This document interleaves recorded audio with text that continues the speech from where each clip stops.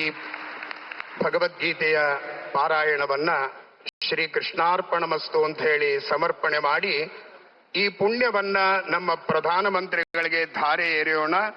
ಅನೇನ ಪುಣ್ಯೇನ ಸುಪುಣ್ಯವಾನ್ ಭವ ಎಂಬುವ ಒಂದು ಸಮರ್ಪಣೆಯನ್ನ ಮಾಡ್ತಾ ಪ್ರಧಾನವಾದ ಕಾರ್ಯಕ್ರಮ ನಮ್ಮ ನಿಮ್ಮೆಲ್ಲರ ಪ್ರೀತಿಯ ಪ್ರಧಾನಮಂತ್ರಿಗಳಿಂದ ಶುಭಾಶಂಸನೆ.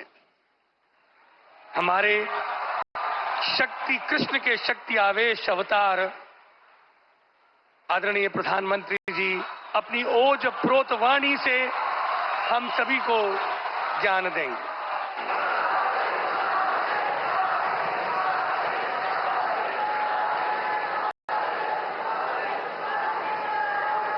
ಎಲ್ಲರಿಗೂ ನಮಸ್ಕಾರ.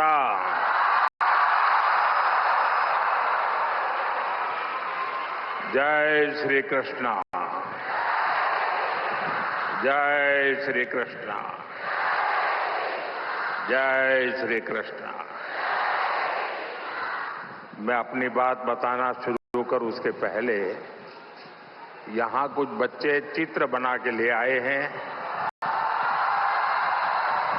जरा एसपीजी के लोग और लोकल पुलिस के लोग मदद करें, उसको कलेक्ट कर लें. अगर आपने उसके पीछे अपना एड्रेस लिखा होगा तो मैं जरूर आपको धन्यवाद पत्र भेजूंगा.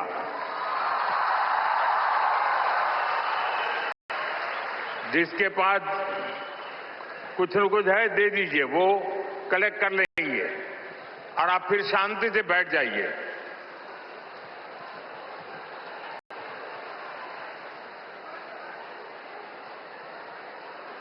ये बच्चे इतनी मेहनत करते हैं और कभी कभी मैं उनके साथ कभी अन्याय कर देता हूं तो दुख होता है मुझे.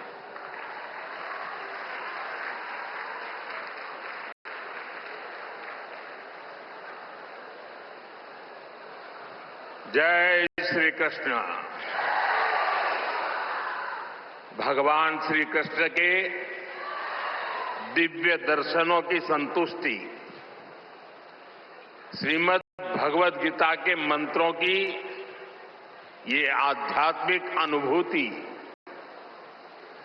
और इतने सारे पूज्य संतों गुरुओं की ये उपस्थिति मेरे लिए परम सौभाग्य है.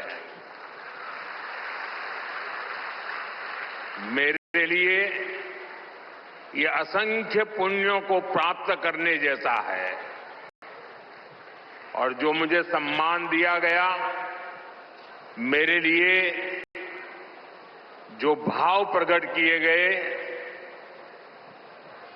शायद मुझे इतने आशीर्वाद मिले कि मेरे लिए जो कहा जाता है मैं उससे योग्य बनूं और ज्यादा काम करूं और मुझसे जो अपेक्षाएं हैं उसे मैं पूर्ण करूं.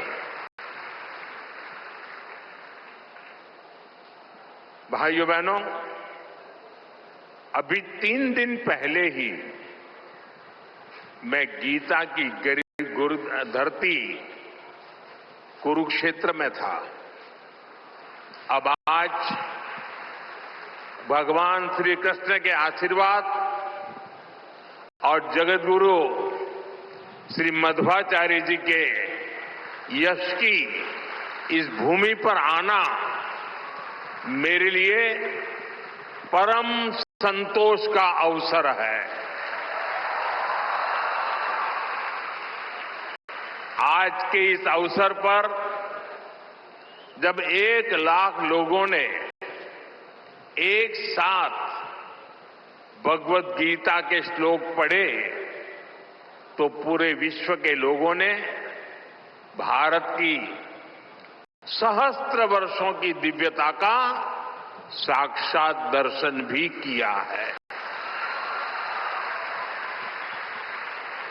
इस कार्यक्रम में हमें आशीर्वाद देने के लिए पधारे हुए श्री श्री सुगुणेन्द्र तीर्थ स्वामी जी, श्री श्री सुशींद्र तीर्थ स्वामी जी, कर्नाटका के गवर्नर थावरचंद गहलोत जी, केंद्रीय मंत्रिमंडल के मेरे सहयोगीगण, राज्य सरकार के मंत्री, सांसद, विधायक, उडुपी के अष्टमठों के सभी अनुयायी, उपस्थित अन्य संतगण, देवी और सज्जनों, कर्नाटका की इस भूमि पर यहां के स्नेहीजनों के बीच आना मेरे लिए सदा ही एक अलग अनुभूति होती है।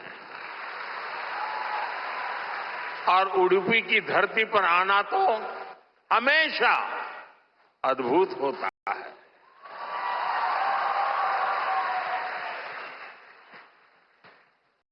मेरा जन्म गुजरात में हुआ और गुजरात और उडुपी के बीच एक गहरा और विशेष संबंध रहा है। मान्यता है कि यहां स्थापित भगवान श्री कृष्ण के विग्रह की पूजा पहले द्वारका में माता रुक्मिणी करती थी। बाद में जगत गुरु श्री मध्वाचार्य जी ने इस प्रतिमा को यहां प्रस्थापित किया। और आप तो जानते हैं, अभी पिछले ही वर्ष मैं समुद्र के भीतर श्री द्वारका जी का दर्शन करने गया था, वहां से भी आशीर्वाद ले आया। आप खुद समझ सकते हैं कि मुझे इस प्रतिमा के दर्शन करके क्या अनुभूति हुई होगी। इस दर्शन ने मुझे एक आत्मीय आध्यात्मिक आनंद दिया है। साथियों, उडुपी आना मेरे लिए एक और वजह से विशेष होता है।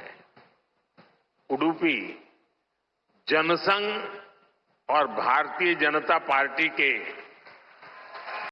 सुशासन की मॉडल की कर्मभूमि रही है। 1968 में उडुपी के लोगों ने जनसंघ के हमारे वीएस आचार्य जी को यहां की नगरपालिका परिषद में विजयी बनाया था। और इसके साथ ही उडुपी ने एक नए गवर्नेंस मॉडल की नींव भी रखी थी। आज हम स्वच्छता के जिस अभियान को राष्ट्रीय रूप देख रहे हैं, उसे उडुपी ने 5 दशक पहले अपनाया था। जल आपूर्ति और ड्रेनेज सिस्टम का एक नया मॉडल देना हो, उडुपी ने ही 70 के दशक में इन कार्यक्रमों की शुरुआत की थी। आज ये अभियान देश के राष्ट्रीय विकास का राष्ट्रीय प्राथमिकता का हिस्सा बनकर हमारा मार्गदर्शन कर रहा है। साथियों, रामचरितमानस में लिखा है,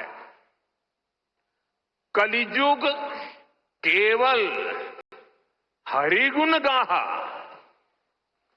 गावत नर पावही भवथाहा। अर्थात कलयुग में केवल भगवत नाम और लीला का कीर्तन ही परम साधन है। उसके गायन कीर्तन से भव सागर से मुक्ति हो जाती है। हमारे समाज में मंत्रों का, गीता के श्लोकों का पाठ तो शताब्दियों से हो रहा है, पर जब 1 लाख कंठ एक स्वर में इन श्लोकों का ऐसा उच्चारण करते हैं, जब इतने सारे लोग गीता जैसे पुण्य ग्रंथ का पाठ करते हैं, जब ऐसे दैवीय शब्द एक स्थान पर एक साथ गूंजते हैं, तो एक ऐसी ऊर्जा निकलती है जो हमारे मन को, हमारे मस्तिष्क को एक नया स्पंदन, एक नई शक्ति देती है।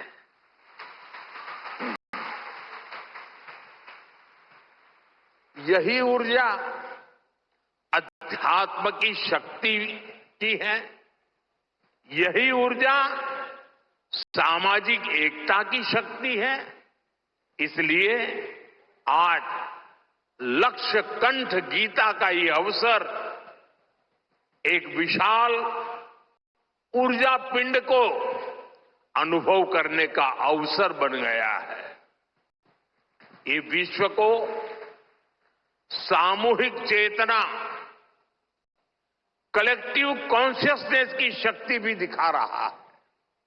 साथियों, आज के दिन विशेष रूप से मैं परम पूज्य श्री सुगुणेन्द्र तीर्थ स्वामी जी को प्रणाम करता हूं। उन्होंने लक्ष्य कंठ गीता के इस विचार को इतने दिव्य रूप में साकार किया है।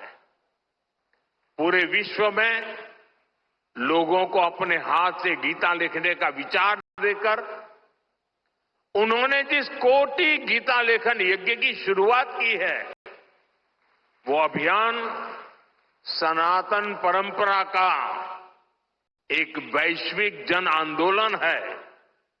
जिस तरह से हमारा युवा भगवत गीता के भावों से, इसकी शिक्षाओं से जुड़ रहा है, वो अपने आप में बहुत बड़ी प्रेरणा है। सदियों से भारत में वेदों, उपनिषदों और शास्त्रों के ज्ञान को अगली पीढ़ी तक पहुंचाने की परंपरा रही है। और ये कार्यक्रम भी इसी परंपरा का भगवत गीता से अगली पीढ़ी को जोड़ने का एक सार्थक प्रयास बन गया है। साथियों, यहां आने से 3 दिन पहले मैं अयोध्या में भी था। 25 नवंबर को विवाह पंचमी के पावन दिन अयोध्या के राम जन्मभूमि मंदिर में धर्म ध्वजा की स्थापना हुई है।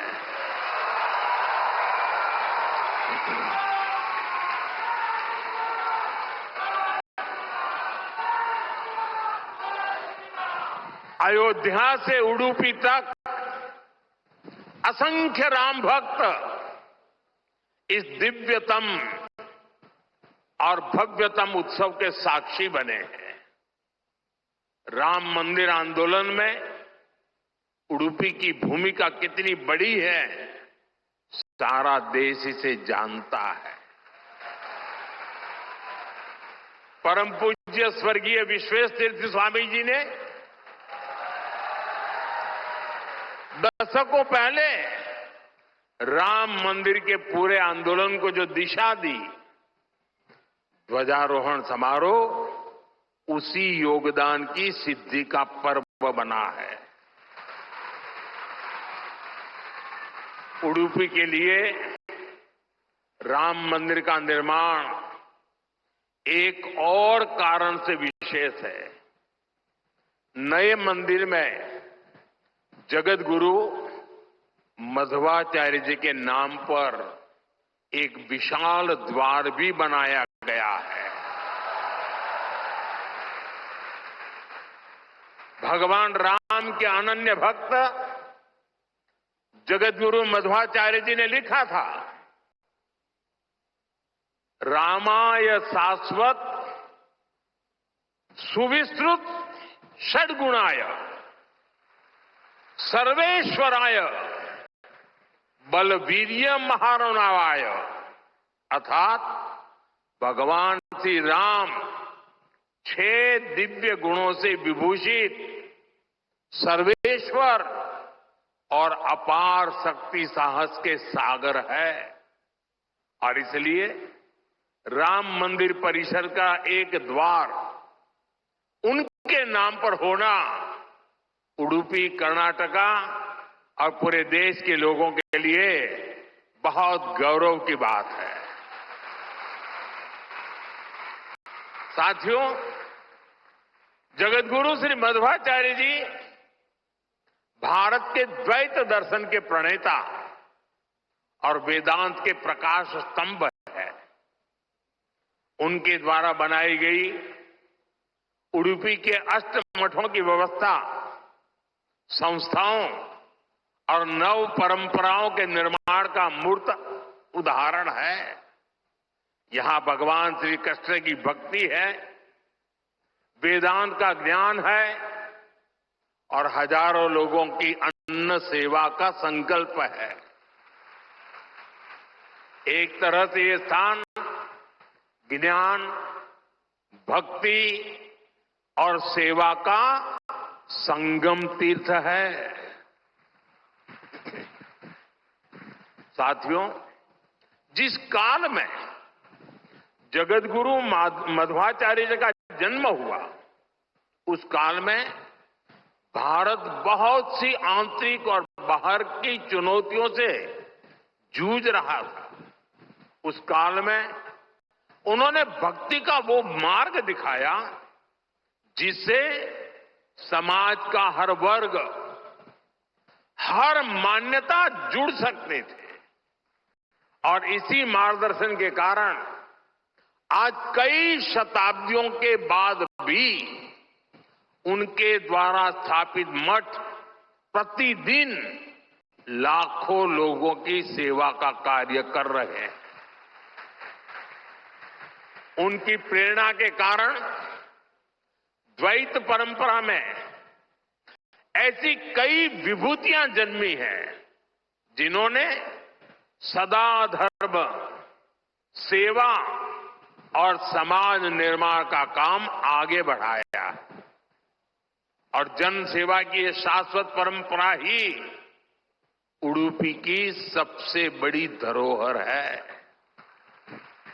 साथियों, जगतगुरु मध्वाचार्य की परंपरा ने ही हरिदास परंपरा को ऊर्जा दी। पुरंदरदास, कनकदास जैसे महापुरुषों ने भक्ति को सरल, सरस और सुगम कन्नड़ा भाषा में जन जन तक पहुंचाया। उनकी ये रचनाएं हर मन तक, गरीब से गरीब वर्ग तक पहुंची और उन्हें धर्म से, सनातन विचारों से जोड़ा। ये रचनाएं आज की पीढ़ी में भी वैसी की वैसी ही है। आज भी हमारे नौजवान सोशल मीडिया की रील्स में श्री पुरंदरदास द्वारा रचित चंद्रचूड़ शिव शंकर पार्वती सुनकर एक अलग भाव में पहुंच जाते हैं। आज भी जब उडुपी में मेरे जैसा कोई भक्त एक छोटी सी खिड़की से भगवान श्री कृष्ण का दर्शन करता है तो उसे कनकदास जी की भक्ति से जुड़ने का अवसर मिलता है। और मैं तो बहुत सौभाग्यशाली हूं, मुझे इसके पहले भी ये सौभाग्य प्राप्त होता रहा है। कनकदास जी को नमन करने का सौभाग्य मिला है।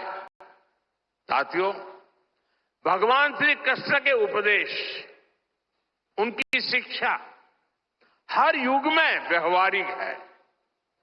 गीता के शब्द सिर्फ व्यक्ति नहीं, राष्ट्र की नीति को भी दिशा देते हैं। भगवत गीता में श्री कृष्ण ने सर्वभूत हिते रताः ये बात कही है। गीता में ही कहा गया है, लोक संग्रहम एवापि संपश्यन कर्तुम अर्हसि। इन दोनों ही श्लोकों का अर्थ यही है कि हम लोक कल्याण के लिए काम करें। अपने पूरे जीवन में जगत गुरु मध्वाचार्य जी ने इन्हीं भावों को लेकर भारत की एकता को सशक्त किया।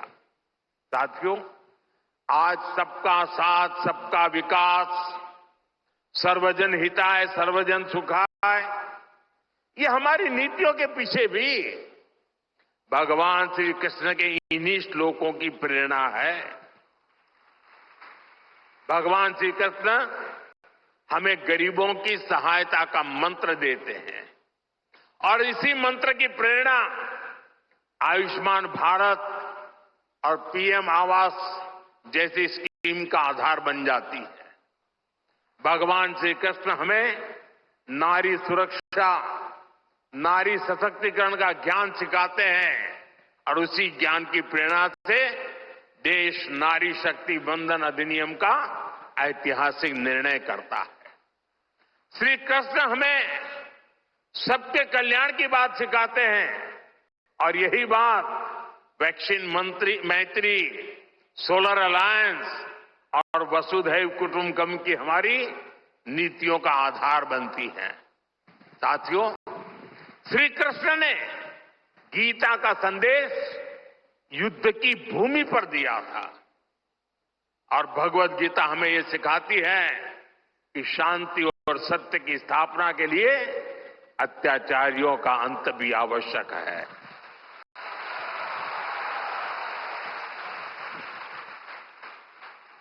राष्ट्र की सुरक्षा नीति का मूल भाव यही है। हम वसुधैव कुटुंबकम भी कहते हैं और हम धर्मो रक्षति रक्षितः का मंत्र भी दोहराते हैं। हम लाल किले से श्री कृष्ण की करुणा का संदेश भी देते हैं और उसी प्राचीर से मिशन सुदर्शन चक्र की उद्घोषणा भी करते हैं। मिशन सुदर्शन चक्र यानी देश के प्रमुख स्थानों की, देश के औद्योगिक और सार्वजनिक क्षेत्रों की सुरक्षा की ऐसी दीवार बनाना जिसे दुश्मन भेद न पाए और अगर दुश्मन दुस्साहस दिखाए तो फिर हमारा सुदर्शन चक्र उसे तबाह कर दे। साथियों, ऑपरेशन सिंदूर की कार्रवाई में भी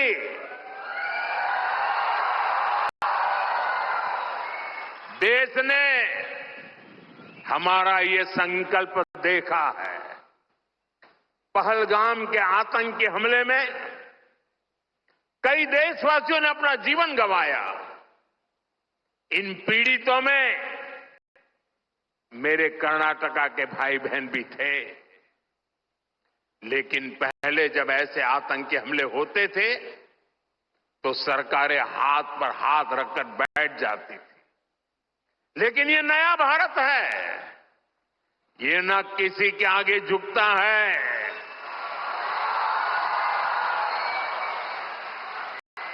और न ही अपने नागरिकों की रक्षा के कर्तव्य से डिगता है।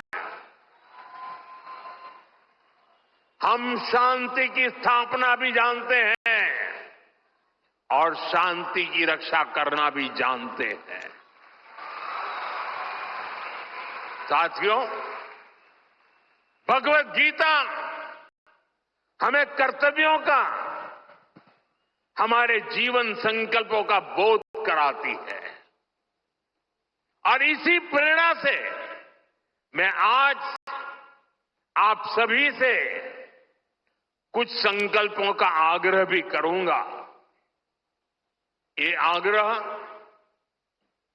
9 संकल्प की तरह है जो हमारे वर्तमान और भविष्य के लिए बहुत आवश्यक है।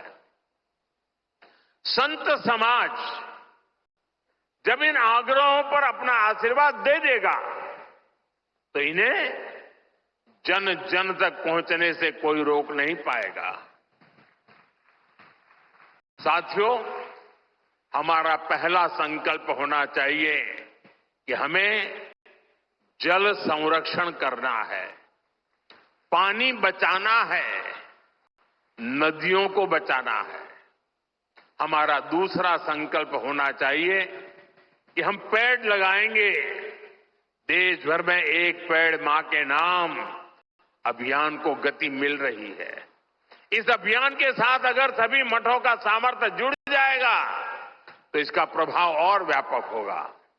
तीसरा संकल्प कि हम देश के कम से कम एक गरीब का जीवन सुधारने का प्रयास करें। मैं ज्यादा नहीं कह रहा हूं। चौथा संकल्प स्वदेशी का विचार होना चाहिए। एक जिम्मेदार नागरिक के रूप में हम सब स्वदेशी को अपनाएं। आज भारत आत्मनिर्भर भारत और स्वदेशी के मंत्र पर आगे बढ़ रहा है। हमारी अर्थव्यवस्था, हमारे उद्योग, हमारी टेक्नोलॉजी सब अपने पैरों पर मजबूती से खड़े हो रहे हैं। इसलिए हमें जोर शोर से कहना है, vocal for local, vocal for vocal, vocal. साथियों, पांचवें संकल्प के रूप में हमें नेचुरल फार्मिंग को बढ़ावा देना है। हमारा छठा संकल्प होना चाहिए कि हम हेल्थी लाइफस्टाइल को अपनाएंगे, मिलेट्स अपनाएंगे और खाने में तेल की मात्रा कम करेंगे। हमारा सातवां संकल्प ये हो कि हम योग को अपनाएं, इसे जीवन का हिस्सा बनाएं। आठवां संकल्प मैन्युस्क्रिप्ट्स, पांडुलिपियों के संरक्षण में सहयोग करें। हमारे देश का बहुत सा पुरातन ज्ञान पांडुलिपियों में छिपा हुआ है। इस ज्ञान को संरक्षित करने के लिए केंद्र सरकार ज्ञान भारतम मिशन पर काम कर रही है। आपका सहयोग इस अमूल्य धरोहर को बचाने में मदद करेगा। साथियों, आप नौवां संकल्प लें कि हम कम से कम देश के 25 ऐसे स्थानों का दर्शन करेंगे जो हमारी विरासत से जुड़े हैं। जैसे मैं आपको कुछ सुझाव देता हूं, 3-4 दिन पहले कुरुक्षेत्र में महाभारत अनुभव केंद्र की शुरुआत हुई है। मेरा आग्रह है कि आप इस केंद्र में जाकर भगवान श्री कृष्ण का जीवन दर्शन देखें। गुजरात में हर साल भगवान श्री कृष्ण और मां रुक्मणी के विवाह को समर्पित माधोपुर मेला भी लगता है। देश के कोने कोने से और खास करके नॉर्थ ईस्ट से बहुत से लोग इस मेले में खास तौर पर पहुंचते हैं। आप भी अगले साल इसमें जाने का प्रयास जरूर करिएगा।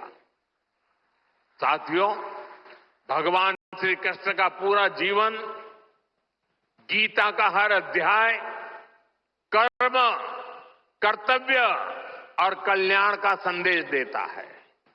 हम भारतीयों के लिए 2047 का काल सिर्फ अमृत काल ही नहीं, विकसित भारत के निर्माण का एक कर्तव्य काल भी है।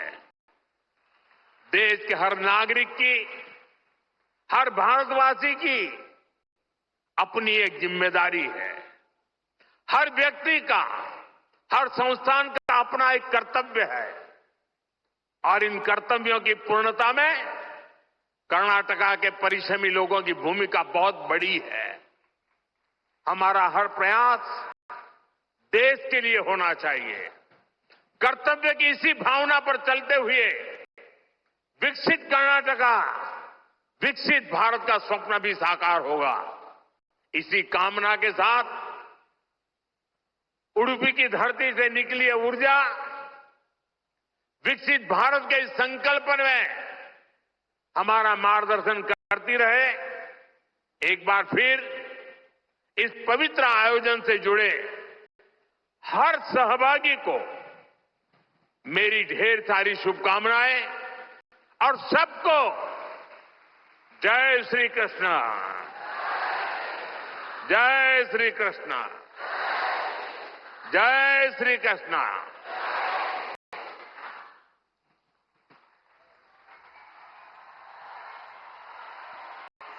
All right.